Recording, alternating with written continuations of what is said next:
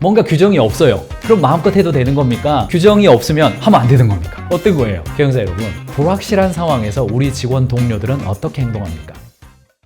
재밌는 이야기 하나 해드리죠. 이른바 개혁의 시대가 있었습니다. 르네상스 앤 리포메이션, 부흥과 개혁의 시대죠. 1592년 젊은 사제 루터가 대성당 입구에다가 95개조 반박문을 꽝꽝꽝 때려 붙임으로써 이 중세의 카톨릭이 지배하던 사회에 대한 개혁의 시대를 문을 열었습니다. 쯔빙글리, 여러분들 뭐 사회 시간에 배우셨을 거예요. 쯔빙글리도 종교 스타트업, 개신교의 출발점이 됐던 종교 개혁자죠. 루터, 우리가 잘 알고 있는 종교 개혁자죠. 그런데 이 두 사람의 차이가 있었어요. 그게 뭐냐? 일종의 스타트업이라고 볼 수 있지 않겠습니까? 작은 기업이죠. 그런데 쯔빙글리는 아주 유명한, 아주 탁월한 바이올린 연주자였다고 그래요. 그런데 쯔빙글리가 어느 날 성경을 읽다가 성경에 바이올린을 연주해라 라는 말이 없대요. 당연히 없겠죠. 바이올린을 연주해라 이런 말은 없죠. 당연히 없죠. 그래서 그날부터 쯔빙글리는 바이올린을 연주하지 않았다고 합니다. 반대로 루터는 쯔빙글리에 조금 선대입니다. 조금 더 앞섰어요. 쯔빙글리가 성경에 바이올린을 연주하라는 말이 없다는 이유로 바이올린을 연주 안 한 걸 듣고 나서 루터는 이렇게 말했다고 합니다. 성경에 바이올린을 연주하지 말라도 없지 않냐. 그러면 마음껏 연주해도 되는 거다. 자유롭게 해도 되는 거다 그거. 이렇게 적용했다고 그래요. 결과적으로 루터란이죠. 우리나라에도 루터교 있습니다. 루터란들은 교회 음악이 굉장히 발달해 있습니다. 반대로 쯔빙글리, 넓게 보자면 프랑스의 위그노들을 쯔빙글리의 후손이라고 볼 수 있을까요? 아주 엄격한 도덕성과 그 엄숙주의를 유지하고 있죠. 오늘날도 있습니다.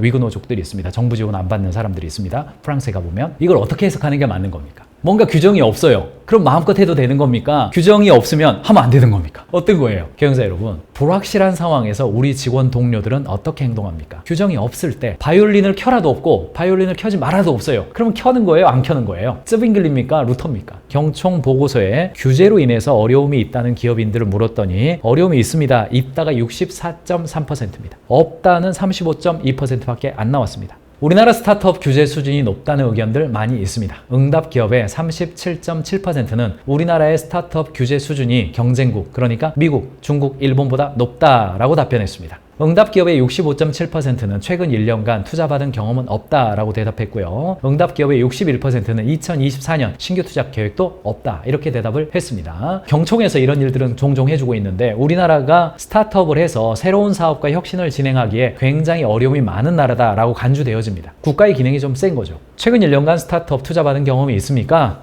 있다? 없다. 있다가 65% 정도 나왔어요. 신규 투자 계획도 채용 계획도 없다는 기업들도 있습니다. 없다는 계획도 있습니다.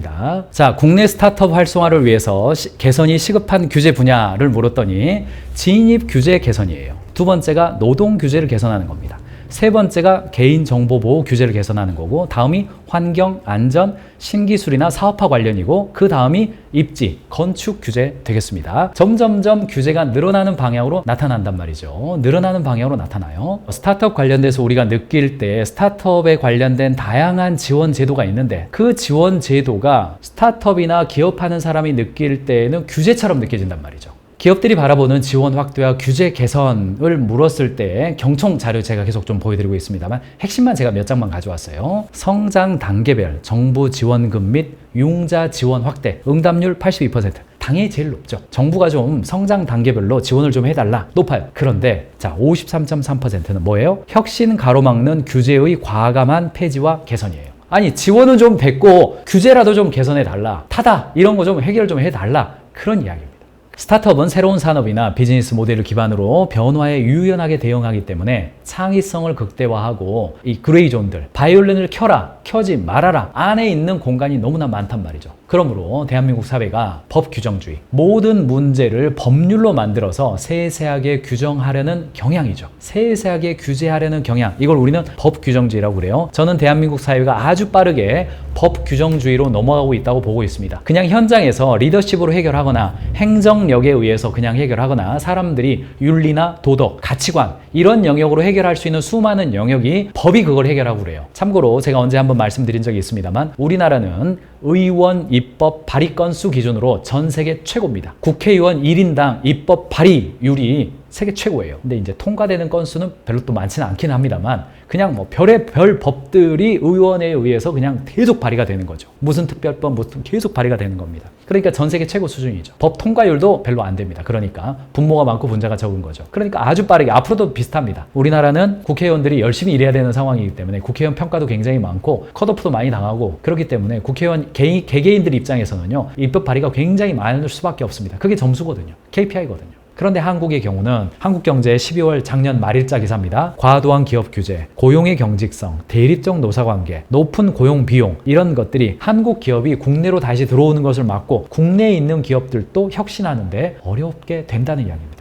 존 메이너드 케인즈, 이 케인즈 학파의 그 유명한 케인즈 이야기입니다. 세상이 달라지면 생각도 변해야 한다라고 주장을 했다. 사실 이 말의 취지는 당시만 해도 이 밀턴 프리드만 계열의 이 자유시장 경제를 주장했던 사람들의 생각을 뒤집어야 된다라는 이야기하면서 케인즈가 이야기한 거는 맞습니다. 다른 취지의 이야기인 건 맞지만 규제 혁파는 기업을 정체에서 혁신으로 견인한다. 과거 구태에서 벗어나는 촉매 역할을 수행한다. 규제 혁파가 한국 기업의 마중물이라는 인식이 절실하다. 규정 소극주의가 뭡니까? 국가의 규범에 소극적으로 반응해서 필요한 가이드라인만을 설정하고 조직 구성원들에게 특수성을 부여해서 자유롭게 아이디어를 내고 혁신 활동을 하도록 도와줘야 된다. 실리콘밸리의 기업들은 글로벌 기업에서 뮤규칙의 규칙, 실리콘밸리에서는 구체적인 지시가 없다. 내가 찾아서 해내면 그게 몸값이다. 국내 신문사의 리드카피일 정도이죠. 구글, 넷플릭스, 스페이스X, 우버, 드롭박스 대부분의 회사들이 최소한의 선에서만 규정을 적용하죠. 그리고 언제나 현장에서 혁신할 수 있다면 한번 해봐라. 담당 직원이 결정권을 갖는 것, 오너십과 비전을 굉장히 강조하는 것, 인재를 채용하는 것이 그 사람들을 육성해서 규정을 지키게 하는 것보다 훨씬 더 중요하다. 가장 중요한 게 뭡니까? 담당 직원이 결정권을 갖게 하는 겁니다. 자신이 맡은 일을 직급과 상관없이 자신이 최종 결정을 할 때도 많아요. 기획한 제품이나 서비스가 시장에서 좋은 반응을 얻으면 임원이나 CEO에게 공이 돌아가는 것이 아니라 자신의 성공적인 커리어가 되려 몸값을 높여준다. 그 현장에 있는 직원이 결정하게 만든다는 거예요. 핵심은 뭐냐? 경영자는 규범 소극주의에 기반하고 행동하고 직원들이 혁신을 끊임없이 하도록 지원하는 겁니다. 경영자가 의도적으로 규정을 자꾸 줄이고 샌드박스화 시키려 하지 않으면 조직은 어느덧 100페이지짜리 혹은 300페이지짜리 경우에 따라서는 뭐